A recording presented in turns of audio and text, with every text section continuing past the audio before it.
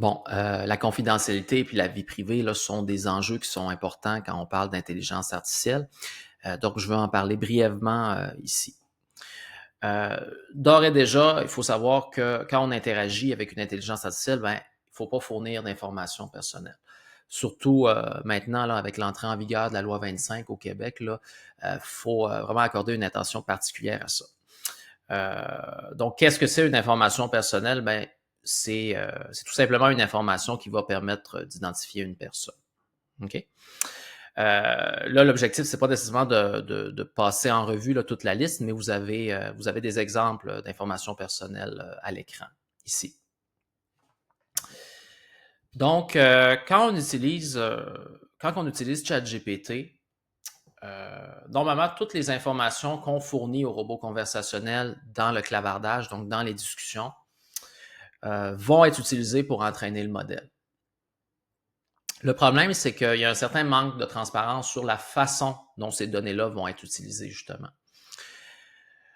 Donc, on a façon de faire en sorte que, en fait, d'empêcher ChatGPT d'utiliser nos données pour s'entraîner, donc d'utiliser l'information qu'on fournit pour s'entraîner. Puis pour ça, il faut se rendre dans nos paramètres. Et quand on se rend à l'onglet Contrôle des données, on peut ici désactiver l'amélioration du modèle. Donc, en faisant ça, tout ce qu'on va fournir, toutes les informations qu'on va fournir dans les conversations avec ChatGPT ne vont pas être utilisées pour entraîner le modèle.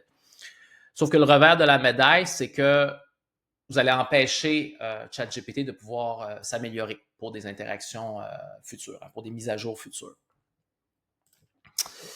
L'autre chose que vous pouvez faire, c'est, par exemple, vous avez vraiment une conversation en particulier avec des informations peut-être que vous ne voulez pas que ChatGPT utilise pour pouvoir s'entraîner.